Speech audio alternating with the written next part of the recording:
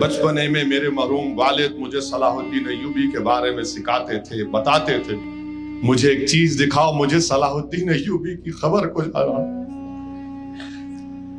मुझे सलाहुद्दीन अय्यूबी की खबर को देखना है, मुझे नूरुद्दीन ज़िंगी को जाकर सलाम करना है।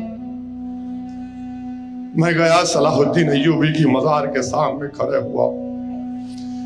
आप अंदाजा नहीं लगा सकते कि आंख से एक आंसुओं का रेला जा रहा था कि आखिर क्या था नहीं मालूम। एक जियाले की खबर को देखकर मेरे रोंगटे खड़े हो गए सलाहुद्दीन अय्यूबी को याद करके।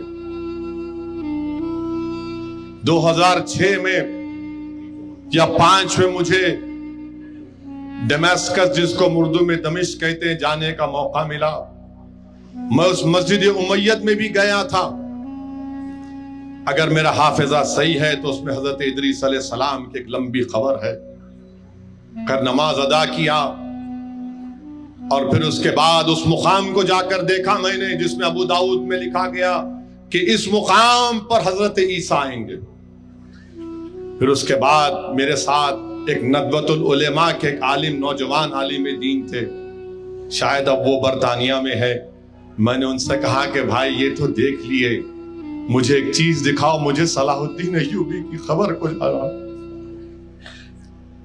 मुझे सलाहुद्दीन अय्यूबी की खबर को देखना है, मुझे नूरुद्दीन ज़िंगी को जाकर सलाम करना है। मैं गया, सलाहुद्दीन अय्यूबी की मज़ार के सामने खड़े हुआ। आप अंदाजा नहीं लगा सकते कि आंख से एक आंसुओं का रेला जा रहा था कि आखिर क्या था नहीं मालूम। एक जियाले की खबर को देखकर मेरे रोंगटे खड़े हो गए सलाहुद्दीन अय्यूबी को याद करके, क्योंकि मेरे बचपने में मेरे मरहूम वालिद मुझे सलाहुद्दीन अय्यूबी के बारे में सिखाते थे, बताते थे। मैं सलाम किया सलाहुद्दीन अय्यूबी को, मैं सलाम किया नूरुद्दीन ज़िंगी को।